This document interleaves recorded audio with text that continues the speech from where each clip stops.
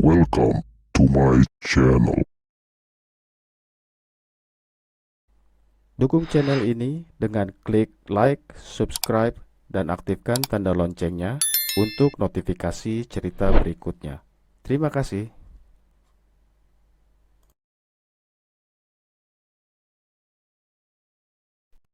Kisah ini berdasarkan kisah nyata yang sempat viral di awal tahun 90-an. Meski cerita ini tidak setenar hantu jeruk purut ataupun setan Casablanca, tapi cerita ini sempat membuat heboh masyarakat di Jakarta pada saat itu. Karena hantu yang menyebut dirinya Rina itu benar-benar mendatangi siapapun yang menghubunginya, dan dia datang dengan penampilan yang menyeramkan pula. Cerita ini mungkin sedikit berbeda dari kisah yang sebenarnya, dan nama karakter pun juga ada perbedaan. Cerita ini disajikan semata-mata hanya untuk hiburan sobat semua. Awal dari merebaknya cerita ini yaitu bermula saat ada program acara sharing cerita seram yang rutin diadakan setiap minggunya di salah satu stasiun radio yang sangat terkenal dan digandrungi kaula muda pada saat itu. Malam itu seperti biasa, aku dan kakakku sedang mendengarkan acara di radio tersebut. Dari sekian banyak penelpon yang masuk, ada satu penelpon yang menjadi pusat perhatian karena menceritakan sebuah kisah yang cukup menakutkan dan cukup membuat kami bergidik saat itu. Aku yakin laki-laki yang menjadi host di acara tersebut juga merasakan hal yang sama dengan apa yang kami rasakan. Di sini, aku mencoba untuk menceritakan kembali semampu yang aku ingat apa yang aku dengar saat itu di radio tersebut. Halo, selamat malam. Dengan siapa? Di mana? Tanya si host dengan ramah untuk memulai percakapan. Malam mas, nama gue Aryo dari Jakarta, jawab si penelpon.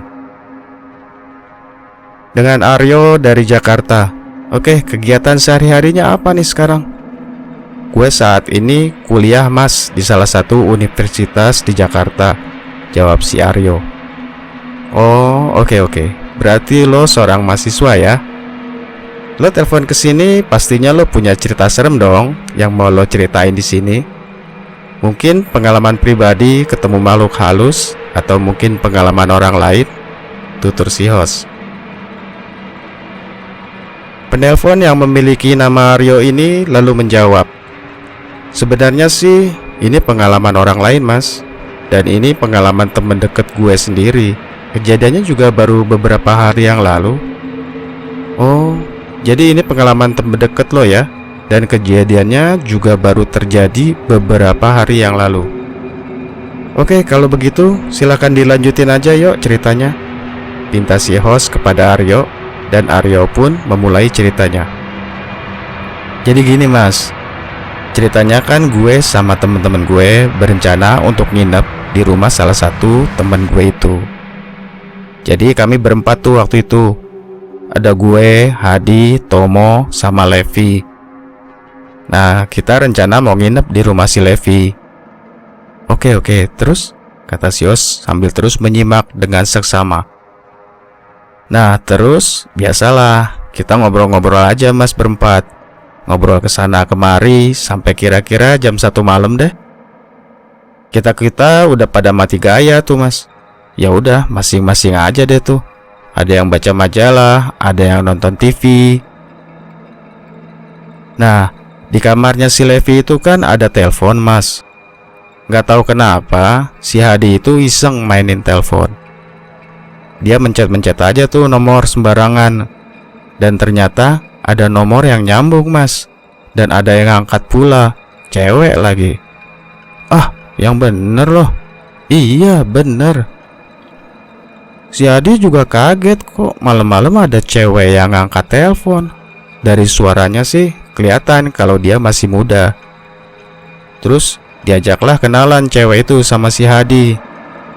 Dia bilang kalau namanya Rina. Gue sama yang lain sempat bingung, si Hadi lagi nelpon siapa? Kita nyangkanya Hadi itu lagi bercanda, pura-pura nelpon aja. Terus ditanyalah si Hadi sama si Levi kan, "Lo nelpon siapa, Di?" Hadi terus nutup gagang teleponnya gitu pakai tangannya biar gak kedengeran. Dia bilang sambil bisik-bisik, "Nyambung bro, cewek lagi." Dia bilang gitu mas. Spontan lah kita semua kaget, tapi senang juga dengernya. Malam-malam begitu hunting telepon, ternyata dapat kenalan cewek. Kan rezeki nomplok mas. Kali aja tuh cewek ternyata bagus, ya kan? Hostnya pun tertawa mendengar omongan si Aryo. Terus, kata si host penasaran. Ya udah, kita biarin aja tuh si Hadi ngobrol. Biar dia yang follow up, kata si Aryo. Si Hadi kelihatannya asik banget ngobrol sama tuh cewek. Sampai beberapa lama, akhirnya si Hadi tutup teleponnya. Langsunglah kita tanyain. Hadi mukanya kelihatan bahagia banget saat itu. Terus dia cerita deh tuh. Jadi gini, gue tadi iseng aja nyoba nelpon ke nomor sembarang. Pas udah beberapa kali, gak taunya ada nada sambung. Gue tungguin aja. Ada yang ngangkat, cewek. Ya udah, gue bilang sorry. Gue nggak tahu kalau nomor ini ternyata nyambung. Cewek itu bilang nggak apa-apa. Terus gue tanya, boleh kenalan nggak? Dia bilang boleh. Namanya Rina. Gue tanya lagi, kok jam segini belum tidur sih? Dia bilang, kalau aku udah tidur, kita nggak kenalan dong. Dari suaranya sih kayaknya cakep bro. Orangnya enak diajak ngobrol. Terus gue tanya lagi tinggal di mana. Dia bilang di daerah Jakarta Timur. Tinggal sama siapa? Terus dia bilang dia tinggal sendiri. Terus gue tanya lagi kan, boleh nggak kalau misalnya gue main ke rumah? Dia bilang gak apa-apa, main aja. Terus gue dikasih tuh alamatnya. Kira-kira seperti itu sebagian dari percakapan di radio tersebut. Diceritakan selanjutnya, akhirnya mereka berempat berencana untuk mendatangi perempuan itu sesuai dengan alamat yang sudah diberikannya. Dengan mengendarai mobil, besok siangnya mereka langsung meluncur mencari lokasi tersebut. Dalam perjalanan, mereka bercanda sambil memperbincangkan kemungkinan-kemungkinan yang terjadi. Harapannya, perempuan itu ternyata memang cantik dan akhirnya bisa dijadikan pacar. Tetapi, bagaimana jika ternyata tidak sesuai harapan? Semua obrolan dan canda keluar sampai akhirnya mereka sampai di daerah yang dituju. Mereka lalu mencari alamat sesuai dengan apa yang dicatat oleh Hadi. Tetapi, saat alamat itu ditemukan, ternyata tidak ada rumah di situ. Hanya lahan kosong yang penuh puing-puing. Mereka mencoba memutar balik mobilnya, mencari dengan perlahan. Mungkin saja terlewat, pikir mereka. Tetapi sampai bolak-balik, alamat yang dituju memang merujuk ke lahan kosong tadi. Hadi lalu turun dari mobil dan mencoba untuk bertanya kepada warga yang ada di sekitar situ. Dan menurut keterangan warga setempat, alamat yang dicari itu ya di lahan kosong tersebut. Lahan itu sudah lama kosong dan suka digunakan untuk membuang puing. Tidak pernah ada rumah yang dibangun di situ sebelumnya.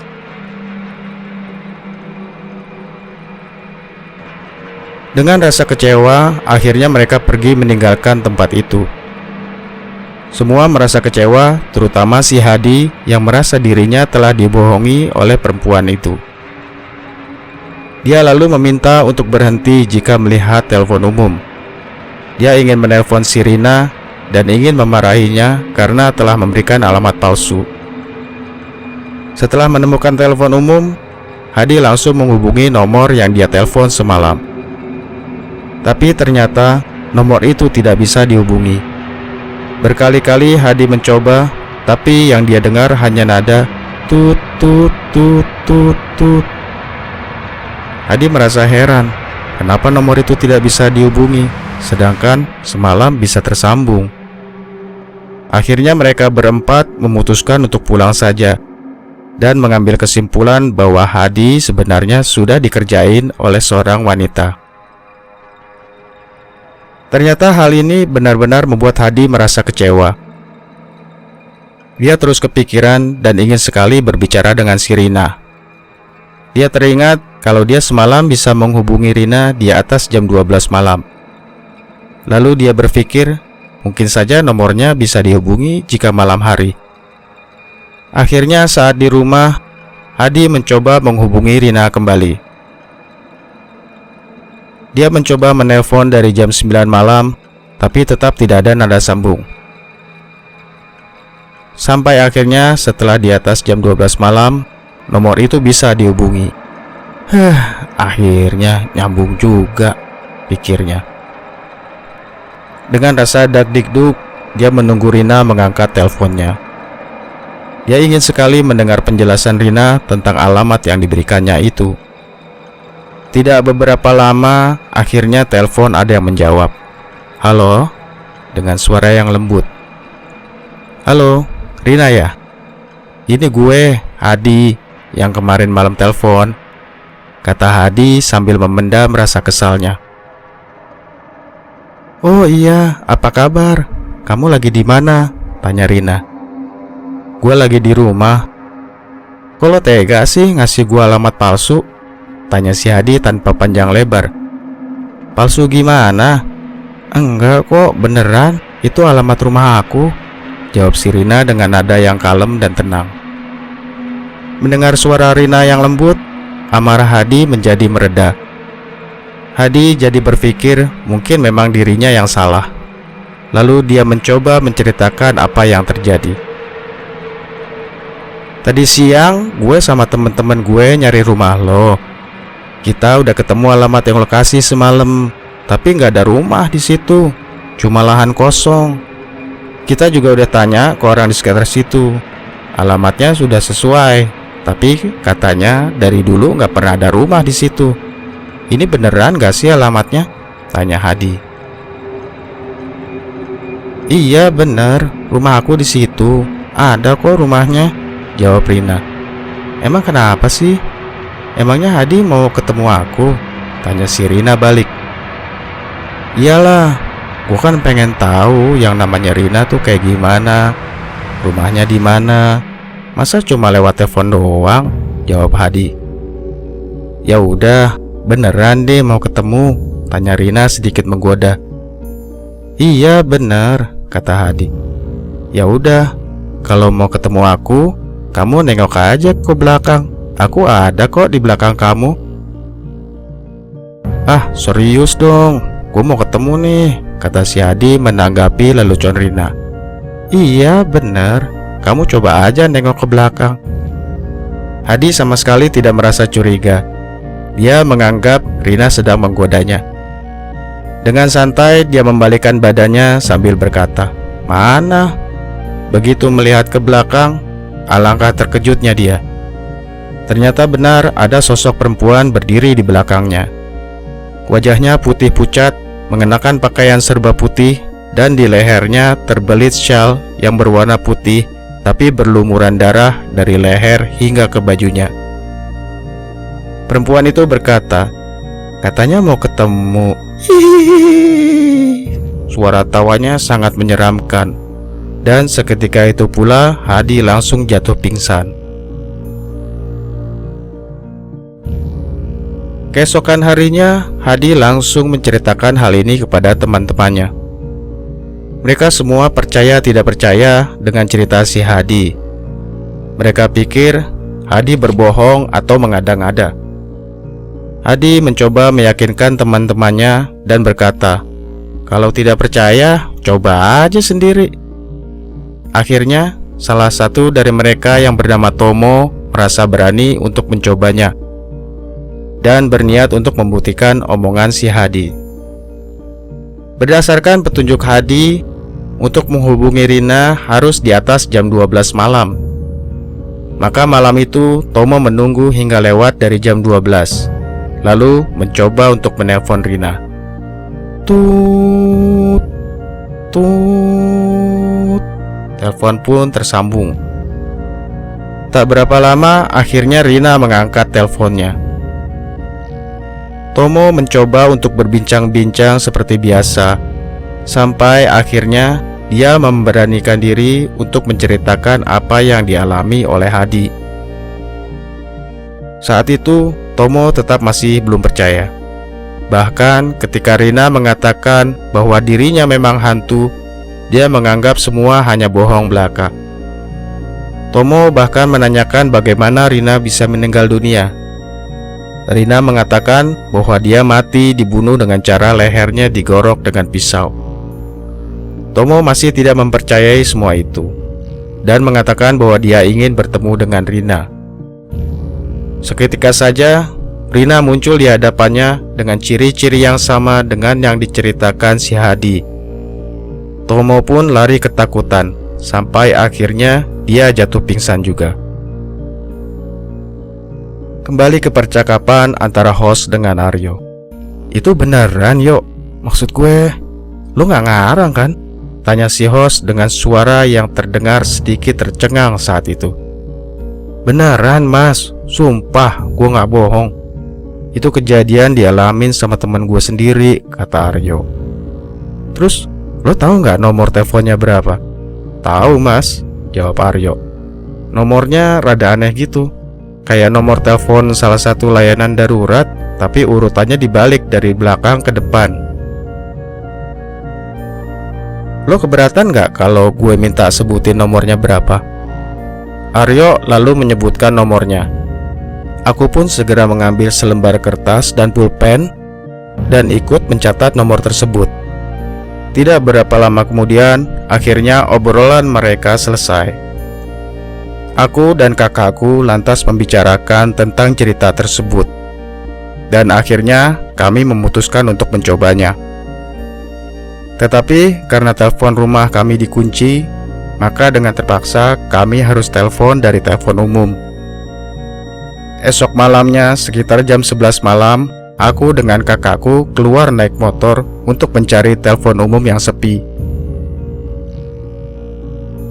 Akhirnya kami menemukan telepon umum yang sekiranya pantas untuk melakukan eksperimen ini. Sayangnya saat itu masih sekitar jam setengah 12 kurang. Masih jam segini, gimana? Kata kakakku. Biarin, coba aja deh. Karena kakakku tidak mau untuk menelpon, maka aku yang melakukan panggilan itu, meski ketar-ketir juga hatiku. Tapi nada yang aku dengar, telepon tidak bisa tersambung. Kami memutuskan untuk menunggu beberapa saat. Sampai kira-kira jam 12 malam kurang sedikit, aku mencoba menelpon kembali. Anehnya, kali ini nomor itu benar-benar terhubung, tapi tidak ada yang menjawab. Nyambung nih. Sedikit excited plus tegang. Beneran nyambung? Iya, tapi gak ada yang ngangkat. Bentar gue coba lagi. Lagi-lagi telepon terhubung, tetapi tetap tidak ada yang menjawab. Antara rasa lega karena Rina tidak menjawab telepon itu, tetapi di sisi lain juga merasa kecewa. Akhirnya kami lanjut pulang saja. Anggapanku saat itu, mungkin si hantu Rina ini sudah tahu kalau aku tidak sendirian, makanya dia tidak mau menjawab. Mungkin jika saat itu aku sendiri, dia mau mengangkat teleponnya, dan mungkin juga dia akan ikut bonceng di motorku. Sejak malam itu, aku tidak pernah lagi mencoba untuk menghubungi Rina. Aku lupa apakah sejak cerita itu tersebar, apa ada kasus lain atau tidak. Seingatku, kasus ini sempat diselidiki oleh pihak kepolisian karena banyak orang yang ketika menghubungi nomor itu saat di siang hari, entah bagaimana jadi tersambungnya ke sebuah kantor.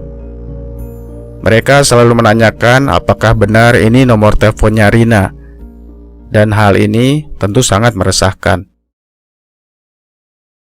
Kira-kira sebulan kemudian, seperti biasa, aku kumpul dengan teman-temanku. Salah satu teman baikku kebetulan adalah seorang ahli spiritual dengan keilmuan yang cukup tinggi saat itu. Sebut saja namanya Anggan. Namun sayangnya dia telah meninggal dunia di tahun 2006 di usianya yang masih tergolong muda, yaitu 33 tahun. Saat kami kumpul, sebenarnya aku tidak ingat sama sekali tentang kasus hantu Rina. Sampai pada satu titik, ternyata ada juga temanku yang lain yang mendengar desas-desus tentang hantu Rina ini. "Gan, lo udah tahu belum cerita hantu Rina?" kata temanku. "Belum? Apaan tuh?" tanyanya. "Ah, gimana lo, masa belum tahu?" Lalu temanku ini menceritakan kisah si hantu Rina. Aku yang juga mengetahui kisahnya juga ikut bercerita.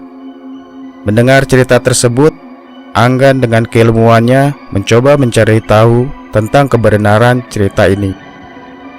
Dia lalu memejamkan matanya seperti sedang melakukan penerawangan. Sesaat kemudian, dia membuka matanya dan berkata, "Iya, bener nih, ada setan perempuan, iseng banget. Niat banget dia mau ngerjain orang. Penampilannya dibikin seserem mungkin biar orang takut. Mesti ditangkap nih yang kayak gini, bikin resah aja. Nomor teleponnya ada nggak lo?" "Gue nyatet waktu itu, tapi nggak tahu, udah hilang kayaknya," kataku.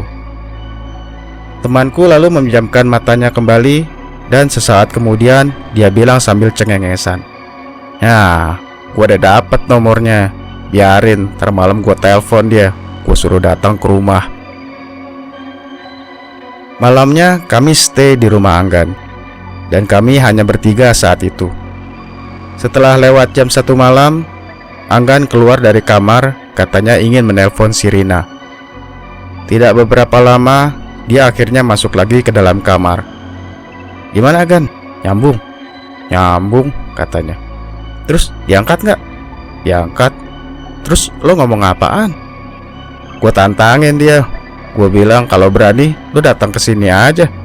Tahu nih datang nggak dia. Waktu terus berjalan, dan kami pikir Rina tidak berani untuk datang. Sampai kira-kira jam 2:30 pagi, ada keanehan yang terjadi.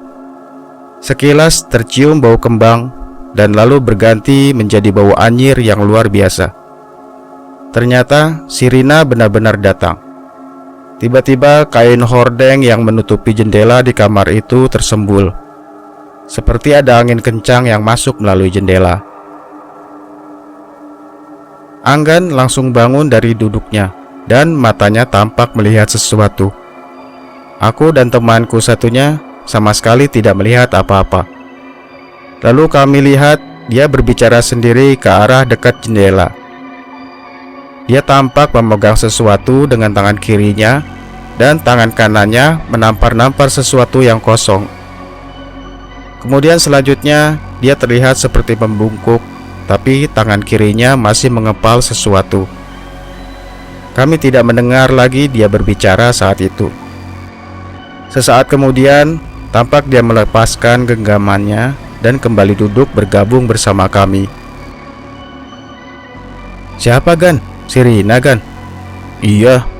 "Wih, beneran dateng dia. Terus lo apain, Gan? Kayaknya ditamparin tuh tadi." Temanku itu hanya cengengesan saja mendengar komentar kami. "Iya, marah-marah lagi. Pakai diserem-seremin pula mukanya. Dipikir gue bakalan takut kali. Datang-datang langsung ngomong, 'Kurang ajar kau, sujud kau kepadaku.' Gue bilang enak aja. 'Siapa lo? Lo tuh yang sujud sama gue.'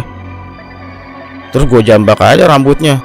Gue tabokin, nangis-nangis dia minta ampun. Gue ancam dia jangan ganggu manusia lagi. Awas kalau lo masih ganggu, ntar gue ikat lo ya." Iya, janji saya nggak akan ganggu lagi. Ampun, saya akan menuruti semua kata-katamu," kata dia sambil nangis-nangis. Ya udah, terus gue lepasin aja. Tampangnya kayak gimana, Gan? Beneran tuh pakai syal berdarah-darah? Iya, bajunya putih, rambutnya panjang. Dia pakai syal dilibet di leher gitu, terus kayak ada darah dari lehernya sampai ke baju-baju. Terus emang beneran tuh dia mati digorok lehernya? Bukan, itu jin. Dia nyamar aja pura-pura jadi arwah gentayangan, pakai ngaku-ngaku mati digorok lah. Emang dasarnya jahil. Cuma mau nakut-nakutin orang aja. Jelas temanku. Percaya atau tidaknya mengenai kebenaran cerita ini kembali kepada masing-masing. Yang pasti saat itu aku benar-benar mencium bau wangi dan bau anyir di kamar itu.